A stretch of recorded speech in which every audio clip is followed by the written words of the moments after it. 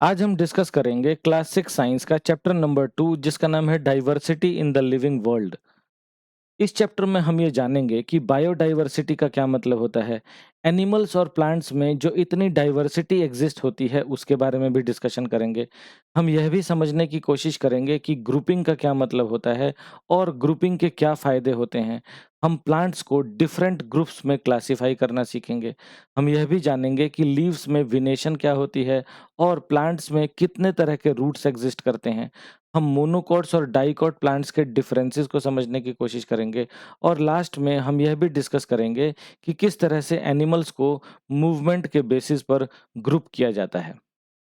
हमारे आसपास में बहुत तरह के प्लांट्स और एनिमल्स रहते हैं। एनिमल्स और प्लांट्स की इसी वैरायटी को डाइवर्सिटी कहा जाता है और इसीलिए हम ये कहते हैं कि नेचर डाइवर्सिटी से भरा हुआ है। हमें अपने आसपास जो बहुत तरह के प्लांट्स और एनिमल्स दिखाई पड़ते हैं, वे सभी अलग-अलग होते हैं। कुछ प्लांट्स की हाइट बहुत ज़्यादा होती है, जबकि कुछ प्लांट्स की हाइट बहुत कम होती है। कुछ प्लांट्स के स्टेम्स काफ़ी थिक होते हैं, जबकि कुछ दूसरे प्लांट्स के स्टेम्स बहुत थिन होते हैं। कुछ प्लांट्स के स्टेम्स ब्राउन कलर के होते हैं, जबकि कुछ दूसरे प्लांट्स के स्टेम्स ग्रीन कलर के होते हैं। यहाँ तक कि अलग-अलग तरह के प्लांट्स में जो लीव्स और फ्लावर्स होते हैं, उनका शेप, साइज़, कलर, स्ट्रक्चर में भी फ़र्क होता है। इसी तरह से एनिमल्स भी अलग-अलग तरह के होते हैं। कुछ एनिमल्स लैंड पर रहते हैं, कुछ एनिमल्स वाटर में रहते हैं। एनिमल्स अलग-अलग तरह का खाना खाते हैं, जैसे कि कुछ एनिमल्स दूसरे एनिमल्स को खाते हैं और कुछ ऐसे भी एनिमल्स होते हैं जो कि घास खाते हैं या फिर पेड़ के पत्ते खाते हैं। एनिमल्स के मूव करने का तरीका भी अलग-अलग होता है। कुछ एनिमल्स जैसे कि बर्ड्स हवा में उड़ते हैं, कुछ दूसरे एनिमल्स लैंड पर रन करते हैं और वॉक करते हैं। इसके विपरीत वाटर में रहने वाले एनिमल्स स्विम करते हैं। तो इस तरह से हमारे आसपास में जो अलग-अलग तरह के प्लांट्स और एनिमल्स रहते हैं, वे सभी एक-दूसरे से डिफ़र करते हैं। जैसा कि हमने अभी डिस्कस किया था कि हमारे आसपास में जो इतने तरह के प्लांट्स हमें दिखाई पड़ते हैं, वे एक-दूसरे से अलग-अलग होते हैं। इसका मतलब ये है कि इन प्लांट्स के फीचर्स एक-दूसरे से डिफ़र करते हैं। जैसे कि तुलसी में कुछ अलग फीचर्स होते हैं, ग्रास में कुछ अलग फीचर्स होते हैं, हिबिस्कस में कुछ अलग फीचर्स होते हैं और नीम में कुछ अलग फीचर्स होते हैं। जैसा कि हम इस दिए हुए डायग्राम में देख सकते हैं कि ग्रास की जो हाइट होती है, वो शॉर्ट होती है, जबकि तुलसी की हाइट मीडियम होती है। हिबिस्कस की हाइट मीडियम टू टॉल होती है और नीम की हाइट टॉल होती है। इसके विपरीत जो ग्रास के स्टेम्स होते हैं, वो सॉफ्ट होते हैं, ग्रीन होते हैं और थिन होते हैं। तुलसी के स्टेम्स हार्ड, ग्रीन और थिन होते हैं। हिबिस्कस के जो स्टेम्स होते हैं, वे हार्ड, ग्रीन और वुडी होते हैं। जबकि जो नीम का स्टेम होता है, वो हार्ड होता है, थिक होता है, वुडी होता है और ब्राउन कलर का होता है। इसी तरह से इन डिफरेंट प्लांट्स के जो लीव्स और फ्लावर्स होते हैं, वे भी एक-दूसरे से डिफ़र करते हैं। तो यहाँ पर हमने इन एग्ज़ाम्पल्स के द्वारा यह समझा कि प्लांट्स में डाइवर्सिटी किस तरह से एक्ज़िस्ट करती है। प्लांट्स की ही तरह एनिमल्स में भी डाइवर्सिटी दिखाई पड़ती है। इसका मतलब ये है कि हमारे आसपास में जो अलग-अलग तरह के एनिमल्स हमें दिखाई पड़ते हैं, उनके फीचर्स अलग-अलग होते हैं। इसे हम कुछ एग्ज़ाम्पल एनिमल्स के द्वारा समझने की कोशिश करते हैं। जैसे कि क्रो के फीचर्स कुछ अलग होते हैं, एंट के फीचर्स कुछ अलग होते हैं, काऊ के फीचर्स कुछ अलग होते हैं और फिश और फ्रॉग के फीचर्स कुछ अलग होते हैं। जैसे कि हम इस दिए हुए डायग्राम की सहायता से देख सकते हैं कि जो क्रो होता है, वो पेड़ पर रहता है, जो एंट होती है वो सॉइल के अंदर रहती है, काऊ ग्रासलैंड्स में और फार्म्स में रहता है और जो फिश होती है वो वाटर में रहती है।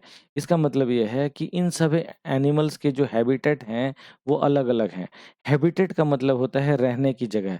जिस जगह पर कोई प्लांट या एनिमल रहता है, उस जगह को उस प्लांट या एनिमल का हैबिटेट कहते हैं।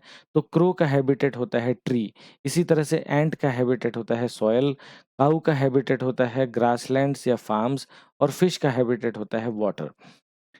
हैबिटेट की ही तरह एनिमल्स का जो ईटिंग हैबिट है वो भी अलग-अलग होता है। जैसे कि जो क्रो होता है वो इंसेक्ट्स को खाता है, ग्रेन्स को भी खाता है।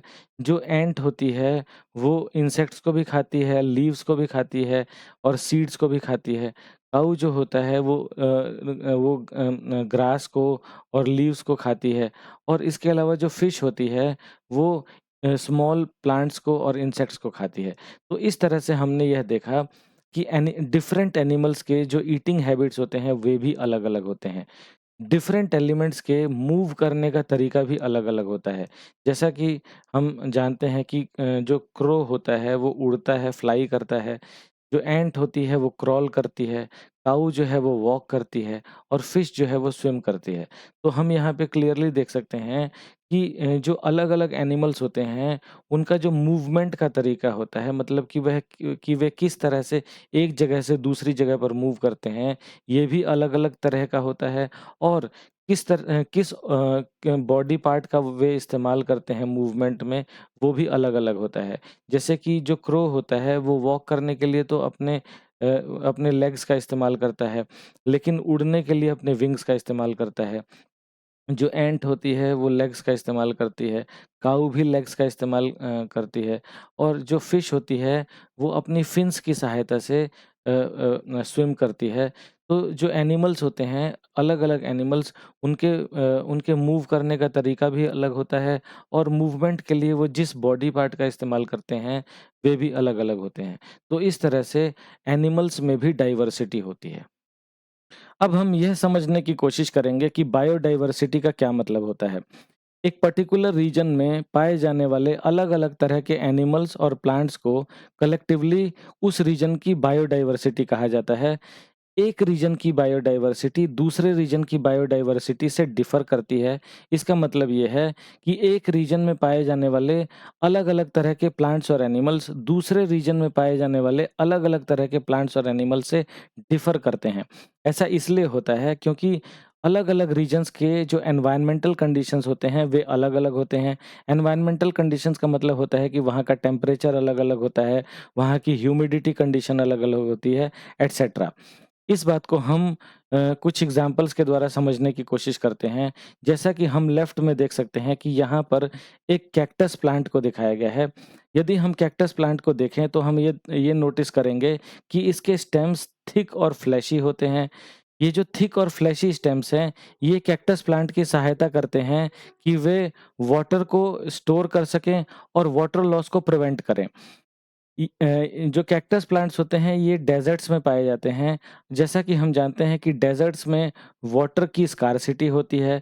तो कैक्टस प्लांट के स्टेम्स का यह जो फीचर होता है जो कि बेसिकली वाटर को अपने अंदर स्टोर रखना और वाटर लॉस को प्रिवेंट करना, यह फीचर कैक्टस प्लांट की सहायता करता है कि वो डेज़र्ट डेज़र्ट के एनवायरनमेंटल कंडीशन में सर्वाइव कर सके। इसी तरह से लेफ्ट में नीचे देवदार प्लांट को दिखाया गया है।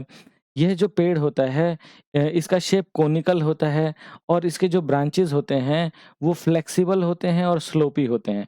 जब माउंटेन्स में ये देवदार ट्री माउंटेन्स में पाया जाता है। जब माउंटेन्स में स्नोफॉल होती है, तो स्नो जब इस पेड़ के ऊपर गिरती है, तो इसके कोनिकल शेप की वजह से और इसके ब्रांचेज़ के फ्लेक्सिबल और स्लोपी होने की वजह से जब स्नो इस पर गिरती है तो स्लिप होकर के नीचे गिर जाती है, इसके ऊपर स्टे नहीं करती। तो इनका ये जो कोनिकल शेप होता है और जो इनके फ्लेक्सिबल और स्लोपी ब्रांचेज़ होते हैं, वे इनकी सहायता करते हैं कि माउंटेन्स में होने वाले हेवी स्नोफॉल के कंडीशंस में ये सर्वाइव कर सकें। इसी तरह से हम ऊपर दिए हुए डायग्राम में देख सकते हैं कि यहाँ पर 2 कैमल्स को दिखाया गया है। लेफ्ट में जिस कैमल को दिखाया गया है, वो राजस्थान के हॉट डेज़र्ट्स में पाया जाता है और राइट में जो कैमल दिखाया गया है, वो लद्दाख के कोल्ड डेज़र्ट्स में पाया जाता है। हम क्लियरली यह नोटिस कर सकते हैं कि हॉट डेज़र्ट्स में पाए जाने वाले कैमल के लेग्स की हाइट ज़्यादा होती है और इनके हूव्स वाइड होते हैं। ये वाइड हूव्स इन कैमल्स की सहायता करते हैं कि ये जब ये रेत पर चलें, तो इनके पैर रेत के अंदर धँसे नहीं। इसके विपरीत जो कोल्ड डेज़र्ट्स में पाए जाने वाले कैमल्स होते हैं, उनकी हाइट भी छोटी होती है और उनके लेग्स की हाइट भी छोटी होती है। ये जो इनके लेग्स की छोटी हाइट होती है, ये इनकी सहायता करती है कि ये माउंटेनियस रीजन्स में आराम से चल सकें। हम यह भी नोटिस कर सकते हैं कि जो हॉट डेज़र्ट्स में कैमल्स पाए जाते हैं, उनके उनकी पीठ पर केवल एक ही हम्प होता है, जबकि कोल्ड डेज़र्ट्स में पाए जाने वाले कैमल्स की पीठ पर 2 हम्प्स दिखाई पड़ रहे हैं। हम्प्स के अंदर कैमल्स फूड को स्टोर करते हैं। हम जानते हैं कि डेज़र्ट्स में फूड की स्कार्सिटी होती है, मतलब फूड ईज़िली अवेलेबल नहीं होता। तो जब फूड ईज़िली अवेलेबल नहीं होता, ऐसी स्थिति में ये कैमल्स अपने हम्प के अंदर मौजूद स्टोर्ड फूड का इस्तेमाल करके एनर्जी ऑब्टेन करते हैं। अब क्योंकि कोल्ड क्लाइमेटिक कंडीशंस में फूड और भी ज़्यादा स्कार्स होता है, तो इसीलिए लद्दाख के कोल्ड डेज़र्ट्स में पाए जाने वाले कैमल्स की पीठ पर 2 हम्प्स पाए जाते हैं और जब विंटर में फूड की और भी ज़्यादा स्कार्सिटी होती है लद्दाख के कोल्ड डेज़र्ट्स में, तो ये अपने हम्प्स में मौजूद फूड को यूज़ करके एनर्जी ऑब्टेन करते हैं। हम एक बात और यह नोटिस कर सकते हैं कि जो कोल्ड डेज़र्ट्स में कैमल्स पाए जाते हैं, उनके हेड से लेकर नेक तक काफ़ी लॉन्ग हेयर्स डेवलप हो जाते हैं। ये लॉन्ग हेयर्स इनकी हेल्प करते हैं कि ये एक्सट्रीम कोल्ड कंडीशंस को में सर्वाइव कर सकें। तो यहाँ पर हमने यह देखा कि जब सेम एनिमल अलग-अलग रीजन्स में रहते हैं, तो उन अलग-अलग रीजन्स के एनवायरनमेंटल कंडीशंस में सर्वाइव करने के लिए ये कुछ स्पेशल फीचर्स डेवलप कर लेते हैं। इन स्पेशल फीचर्स को एडेप्टेशंस कहा जाता है। जैसे कि मतलब कोल्ड डेज़र्ट्स में लॉन्ग हेयर्स का डेवलप होना और शॉर्टर लेग्स का डेवलप होना जो कि माउंटेनियस रीजन्स के लिए ज़रूरी है। तो इस तरह के जो चेंजेज़ आते हैं एनिमल्स के अंदर, इन्हें हम एडेप्टेशंस कहते हैं। एडेप्टेशंस केवल एनिमल्स में ही नहीं देखी जाती, बल्कि प्लांट्स में भी देखी जाती है। एक प्लांट होता है जिसका नाम होता है रोडोडेंड्रॉन। इस प्लांट के जो फ्लावर्स होते हैं बहुत ब्राइट होते हैं। यह प्लांट नीलगिरी के शोला फॉरेस्ट्स के माउंटेन्स में भी पाया जाता है और सिक्किम के माउंटेन्स में भी पाया जाता है। नीलगिरी के शोला फॉरेस्ट के माउंटेन्स में काफ़ी तेज़ हवाएँ चलती हैं, तो यहाँ पर जो रोडोडेंड्रॉन्स पाए जाते हैं, उनकी हाइट छोटी होती है और उनके जो लीव्स होते हैं, वे भी छोटे होते हैं। ऐसा इसलिए होता है क्योंकि इन माउंटेन्स में मतलब नीलगिरी के शोला फॉरेस्ट में मौजूद जो माउंटेन्स हैं, उसमें हवाएँ बहुत तेज़ चलती हैं और इस कंडीशन को सर्वाइव करने के लिए इस प्लांट के हाइट का छोटा होना ज़रूरी होता है। इसके विपरीत सिक्किम के माउंटेन्स में जो रोडोडेंड्रॉन्स पाए जाते हैं, उनकी हाइट ज़्यादा होती है। तो यहाँ पर हमने यह देखा कि यदि सेम प्लांट भी अलग-अलग रीजन्स में रहते हैं, तो वे कुछ स्पेशल फीचर्स डेवलप कर लेते हैं। ये स्पेशल फीचर्स इनकी सहायता करते हैं कि वे उस पर्टिकुलर रीजन के एनवायरनमेंटल कंडीशंस में सर्वाइव कर सकें, जहाँ पे वे रहते हैं। इन स्पेशल फीचर्स को एडेप्टेशंस कहा जाता है। तो न केवल एनिमल्स एडेप्टेशंस डेवलप करते हैं, बल्कि प्लांट्स भी एडेप्टेशंस डेवलप करते हैं। अब हम यह समझने की कोशिश करेंगे कि बायोडायवर्सिटी की क्या इम्पोर्टेंस होती है। जैसा कि हम जानते हैं कि एक पर्टिकुलर रीजन में रहने वाले अलग-अलग तरह के प्लांट्स और एनिमल्स को कलेक्टिवली हम उस रीजन का बायोडायवर्सिटी कहते हैं। एक रीजन के बायोडायवर्सिटी में मौजूद जो अलग-अलग तरह के प्लांट्स और एनिमल्स होते हैं, वे एक दूसरे पर डिपेंडेंट होते हैं। जैसे कि कुछ प्लांट्स कुछ एनिमल्स को या फिर कुछ बर्ड्स को शेल्टर और फूड प्रोवाइड करते हैं और बदले में ये एनिमल्स उनके फ्रूट्स को खाने के बाद उनके सीड्स को काफ़ी जगह पर स्प्रेड कर देते हैं। तो इस तरह से इस एग्ज़ाम्पल के द्वारा हमने यह देखा कि एक बायोडायवर्सिटी में मौजूद जो अलग-अलग तरह के प्लांट्स और एनिमल्स होते हैं, वे एक दूसरे पर डिपेंडेंट होते हैं और उनकी इस डिपेंडेंस की वजह से उस बायोडायवर्सिटी में एक बैलेंस मेंटेन रहता है और इसी बैलेंस को हम इकोलॉजिकल बैलेंस कहते हैं। जैसा कि हमने अभी डिस्कस किया था कि एक रीजन की बायोडायवर्सिटी में बहुत तरह के प्लांट्स और एनिमल्स रहते हैं। अब यदि हम हर प्लांट और एनिमल को इंडिविजुअल लेवल पर स्टडी करें, तो यह बहुत ही डिफ़िकल्ट टास्क होगा। इसीलिए यह आवश्यक हो जाता है कि हम एनिमल्स और प्लांट्स को उनकी सिमिलैरिटीज़ और डिफरेंसेस की सहायता से ग्रुप में डिवाइड कर दें और जब हम एनिमल्स और प्लांट्स को अलग-अलग ग्रुप्स में डिवाइड कर देते हैं, तो हमें उनको स्टडी करना आसान हो जाता है। इसीलिए यह ज़रूरी होता है कि हम एक बायोडायवर्सिटी में मौजूद लिविंग ऑर्गेनिज़म्स को यानी कि प्लांट्स और एनिमल्स को ग्रुप्स में डिवाइड करें। एनिमल्स और प्लांट्स को स्टडी करने के लिए जब हम उनको डिफरेंट ग्रुप्स में डिवाइड करते हैं, तो हम किसी फीचर के बेसिस पर यह ग्रुपिंग करते हैं। जैसे कि प्लांट्स को उनके हाइट के बेसिस पर, उनके स्टेम के नेचर के बेसिस पर और उनके फ्लावर्स एटसेट्रा के बेसिस पर डिफरेंट ग्रुप्स में डिवाइड किया जाता है। इसी तरह से एनिमल्स को उनके हैबिटेट के बेसिस पर, मतलब कि वे किस जगह पर रहते हैं, इस बेसिस पर डिवाइड करते हैं। वे किस तरह का फूड खाते हैं, इस बेसिस पर डिवाइड किया जाता है और वे किस तरह की मूवमेंट परफॉर्म करते हैं, इस बेसिस पर भी डिवाइड किया जाता है।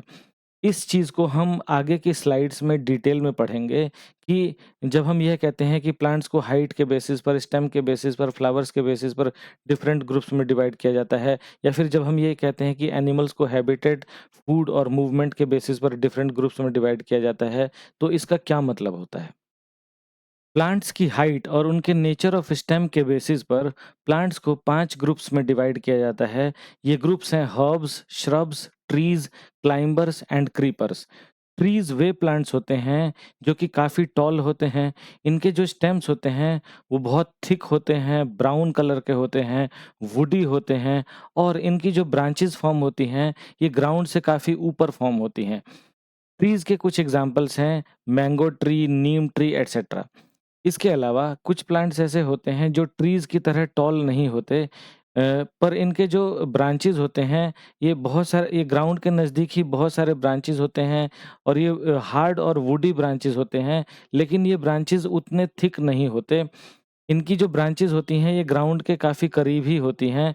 ऐसे प्लांट्स को हम श्रब्स कहते हैं। इसके एग्ज़ाम्पल्स हैं रोज़, हिबिस्कस एटसेट्रा। इसके अलावा कुछ ऐसे भी प्लांट्स होते हैं जो कि जिनकी हाइट काफ़ी कम होती है, बहुत ज़्यादा शॉर्ट हाइट होती है इनकी।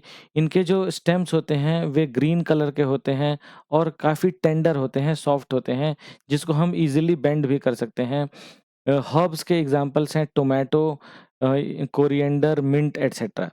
इसके अलावा कुछ ऐसे भी प्लांट्स होते हैं जिनके स्टेम्स काफ़ी कमज़ोर होते हैं और उन्हें क्लाइंब करने के लिए और ग्रो करने के लिए किसी सपोर्ट की आवश्यकता होती है। ऐसे प्लांट्स को हम क्लाइंबर्स कहते हैं। इसके एग्ज़ाम्पल्स हैं मनी प्लांट और ग्रेप वाइन एटसेट्रा। इसके अलावा कुछ ऐसे भी प्लांट्स होते हैं जो कि ग्राउंड पर ही क्रीप करते हैं और वे इसी तरह से ग्रो करते हैं। इन्हें क्रीपर्स कहा जाता है। इसके एग्ज़ाम्पल हैं वाटरमेलन, पंपकिन एटसेट्रा। जैसा कि हमने अभी डिस्कस किया था कि हर्ब्स वे प्लांट्स होते हैं जिनकी हाइट काफ़ी शॉर्ट होती है और इनके स्टेम्स ग्रीन कलर के होते हैं और काफ़ी टेंडर या यूँ कहें कि सॉफ्ट होते हैं। इन स्टेम्स को हम इजीली बेंड भी कर सकते हैं। हर्ब्स के एग्ज़ाम्पल्स हैं मिंट, कोरिएंडर, स्पिनच, तुलसी, फेन्यूग्रीक एटसेट्रा।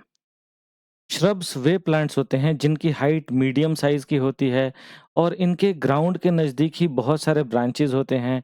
इनका जो स्टेम होता है वो ब्राउन कलर का होता है, वुडी होता है, लेकिन इनके ब्रांचेज़ ट्रीज़ की तरह थिक नहीं होते, थिन ब्रांचेज़ होते हैं और इनकी अपीयरेंस बुशी होती है। श्रब्स के एग्ज़ाम्पल्स हैं रोज़, हिबिस्कस, कॉटन एटसेट्रा। ट्रीज़ वे प्लांट्स होते हैं जिनकी हाइट बहुत टॉल होती है। इनके ब्रांचेज़ ग्राउंड से काफ़ी ऊपर स्टार्ट होते हैं। इनके जो स्टेम्स होते हैं वो बहुत थिक होते हैं, हार्ड होते हैं, वुडी होते हैं और स्ट्रॉन्ग होते हैं। इनके जो रूट्स होते हैं वो सॉइल में काफ़ी गहराई तक जाते हैं। ट्रीज़ के कुछ एग्ज़ाम्पल्स हैं mango tree, neem tree, banyan tree, coconut tree etcetera. Climbers वे प्लांट्स होते हैं जिनके स्टेम्स काफ़ी वीक होते हैं और इन्हें अपवर्ड डायरेक्शन में क्लाइंब करने के लिए और ग्रो करने के लिए किसी सपोर्ट की आवश्यकता होती है। क्लाइंबर्स के एग्जांपल्स हैं money plant, grape vine, pea plant etcetera. इसके विपरीत जो क्रीपर्स होते हैं, हालांकि उसके स्टेम्स भी काफ़ी वीक होते हैं, लेकिन ये अपवर्ड डायरेक्शन में ग्रो नहीं करते बल्कि ग्राउंड पर ही स्प्रेड हो जाते हैं, यानी कि फैल जाते हैं। क्रीपर्स के एग्जांपल्स हैं pumpkin, watermelon, bottle gourd etcetera. अब हम यह समझने की कोशिश करेंगे कि लीफ वेनेशन क्या होती है। यदि हम किसी प्लांट के एक लीफ को देखें, तो हमें उस पर बहुत सारी थिन लाइंस दिखाई देंगी। इन थिन लाइंस को हम वेन्स कहते हैं। यह देखा गया है कि ये जो थिन लाइंस होती हैं, हर प्लांट के लीव्स में ये थिन लाइन्स कुछ ना कुछ पैटर्न फॉर्म कर रही होती हैं। इन पैटर्न्स को हम वेनेशन कहते हैं। मेनली यह देखा गया है कि वेनेशन 2 तरह की होती है। एक को हम बोलते हैं रेटिकुलेट वेनेशन और दूसरे को हम बोलते हैं पैरेलल वेनेशन। कुछ प्लांट्स में यह देखा गया है कि उनके लीव्स के सेंटर में एक थिक मिडल वेन होती है और उस थिक मिडल वेन के दोनों तरफ काफ़ी सारी वेन्स होती हैं जो कि नेट लाइक पैटर्न फॉर्म कर रही होती हैं। तो जब इस तरह की वेनेशन होती है तो उसे हम रेटिक्युलेट वेनेशन कहते हैं। इसके विपरीत कुछ दूसरे प्लांट्स में यह देखा गया है कि उनके लीव्स में जो वेन्स होती हैं वो एक दूसरे के पैरेलल होती हैं। तो ऐसी वेनेशन को हम पैरेलल वेनेशन कहते हैं। जैसा कि हमने अभी डिस्कस किया था कि वेनेशन 2 तरह की होती है, एक को हम बोलते हैं रेटिकुलेट वेनेशन और दूसरे को हम बोलते हैं पैरेलल वेनेशन। रेटिकुलेट वेनेशन के केस में लीफ में एक थिक मिडल वेन होती है और उसके दोनों तरफ बहुत सारी वेन्स होती हैं, जो कि एक नेट लाइक पैटर्न फॉर्म कर रही होती हैं। रेटिकुलेट वेनेशन मैंगो ट्री के लीव्स में, गुआवा के लीव्स में, पीपल के लीव्स में, मैपल के लीव्स में देखा जाता है। इसके विपरीत जो पैरेलल वेनेशन होता है, इसमें वेन्स पैरेलल रन कर रही होती हैं। पैरेलल वेनेशन ग्रासेस में, मेज़ में, शुगरकेन में और बनाना के लीव्स में देखा जाता है। अब हम यह समझने की कोशिश करेंगे कि प्लांट्स में कितनी तरह के रूट्स पाए जाते हैं। प्लांट्स में 2 तरह के रूट सिस्टम पाए जाते हैं। एक को हम बोलते हैं टैप रूट सिस्टम और दूसरे को हम बोलते हैं fibrous root system. Tap root system में एक मेन प्राइमरी रूट होता है जिससे कि बहुत सारे स्मॉलर रूट्स अराइज होते हैं। जो मेन प्राइमरी रूट होता है वो वर्टिकली डाउनवर्ड डायरेक्शन में ग्रो कर रहा होता है और इसी से ही दूसरे स्मॉलर रूट्स अराइज होते हैं। मेन प्राइमरी रूट को ही हम टैप रूट कहते हैं। टैप रूट सिस्टम कैरेट में, रेडिश में, मस्टर्ड में और पी प्लांट्स में देखा जाता है। इसके विपरीत जो फाइब्रस रूट सिस्टम होता है, उसमें प्लांट के बेस से बहुत सारे थिन सिमिलर साइज़ के रूट्स अराइज़ होते हैं। इसमें कोई भी मेन रूट नहीं होता, जैसा कि हम इस दिए हुए लेफ्ट डायग्राम में देख सकते हैं। फाइब्रस रूट सिस्टम मेज़ में, राइस में, व्हीट में और ग्रास के प्लांट्स में देखा जाता है। अब हम यह समझने की कोशिश करेंगे कि क्या किसी प्लांट के लीफ में जो टाइप ऑफ वेनेशन होता है, वो उस प्लांट के रूट सिस्टम से किसी तरह से रिलेटेड होता है। यह देखा गया है कि जिन प्लांट्स के लीव्स में रेटिकुलेट वेनेशन होता है, उन प्लांट्स में टैप रूट सिस्टम होता है और जिन प्लांट्स के लीव्स में पैरेलल वेनेशन होता है, उन प्लांट्स में फाइब्रस रूट सिस्टम होता है। चिकपी, जिसे हिंदी में चना भी कहा जाता है, उसके सीड्स को 2 पार्ट्स में स्प्लिट किया जा सकता है, जैसा कि हम इस दिए हुए डायग्राम में देख सकते हैं। इसमें से हर एक पार्ट को कॉटिलिडन कहते हैं। तो इस तरह से हम यह नोटिस कर सकते हैं कि चने के सीड्स में 2 कॉटिलिडन्स होते हैं। ऐसे प्लांट्स जिनके सीड्स में 2 कॉटिलिडन्स होते हैं, ऐसे प्लांट्स को हम डाइकॉटिलिडन्स या फिर डाइकॉट प्लांट्स भी कहते हैं। इसके विपरीत जो मेज़ का सीड होता है, उसमें एक सिंगल थिन कॉटिलिडन होता है। ऐसे प्लांट्स जिसमें कि एक सिंगल कॉटिलिडन होता है, ऐसे प्लांट्स को हम मोनोकॉट प्लांट्स या फिर मोनोकॉटिलिडन्स भी कहते हैं। अब यह भी देखा गया है कि जो डाइकॉट प्लांट्स होते हैं, उनमें उनके लीव्स में रेटिकुलेट वेनेशन देखा जाता है और उनमें टैप रूट सिस्टम मौजूद होता है। इसके विपरीत जो मोनोकॉट प्लांट्स होते हैं, उनके लीव्स में पैरेलल वेनेशन देखा जाता है और उनमें फाइब्रस रूट सिस्टम देखा जाता है। तो प्लांट्स के केस में हमने यह देखा कि जो डाइकॉट प्लांट्स होते हैं, उनके लीव्स में रेटिकुलेट वेनेशन देखा जाता है और उनमें टैप रूट सिस्टम मौजूद होता है। इसके विपरीत जो मोनोकॉट प्लांट्स होते हैं, उनके लीव्स में पैरेलल वेनेशन देखा जाता है और उनमें फाइब्रस रूट सिस्टम मौजूद होता है। डाइकॉट प्लांट्स के एग्जाम्पल्स हैं मस्टर्ड, सनफ्लावर, पी या फिर बीन एटसेट्रा। इसके विपरीत जो मोनोकॉट प्लांट्स हैं उसके एग्जांपल्स होते हैं व्हीट, राइस, मेज़ और ग्रास। तो इसमें से हम कोई भी एक प्लांट के एग्जांपल के द्वारा ये समझ सकते हैं। लेट अस से कि हम मस्टर्ड की बात करें, तो मस्टर्ड एक डाइकॉट प्लांट होता है, यानी कि इसके सीड्स में 2 कॉटिलिडन्स होते हैं। इसके लीव्स में रेटिकुलेट वेनेशन देखा जाता है और इसमें टैप रूट सिस्टम मौजूद होता है। इसके विपरीत यदि हम लेट अस से कि मेज़ की बात करते हैं, तो मेज़ एक मोनोकॉट प्लांट होता है, मतलब कि इसके सीड में एक सिंगल कॉटिलिडन होता है। इसके लीव्स में पैरेलल वेनेशन देखा जाता है और इसके रूट्स फाइब्रस रूट्स होते हैं। प्लांट्स की ही तरह एनिमल्स को भी स्टडी करने के लिए हम उन्हें डिफरेंट ग्रुप्स में डिवाइड करते हैं। एनिमल्स को डिफरेंट ग्रुप्स में डिवाइड करने के लिए हम यह देखते हैं कि वे मूवमेंट किस तरह से परफॉर्म करते हैं और जब वे मूवमेंट परफॉर्म करते हैं तो किस बॉडी पार्ट का इस्तेमाल करते हैं। इसका मतलब ये है कि हम मूवमेंट को भी एज ए बेसिस यूज़ करके एनिमल्स को डिफरेंट ग्रुप्स में क्लासीफाई कर सकते हैं, या फिर हम मूवमेंट के लिए वो जिस बॉडी पार्ट का इस्तेमाल करते हैं, उसको भी एज़ ए बेसिस यूज़ करके उन्हें डिफरेंट ग्रुप्स में क्लासिफ़ाई कर सकते हैं। यदि हम मूवमेंट की बात करें तो कुछ एनिमल्स ऐसे होते हैं जो कि उड़ते हैं, उन्हें हम एक ग्रुप में क्लासिफ़ाई कर सकते हैं।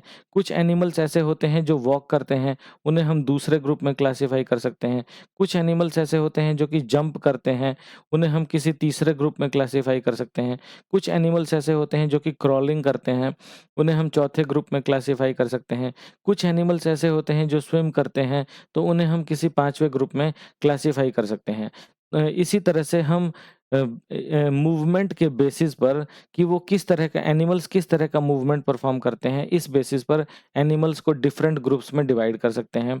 इसी तरह से हम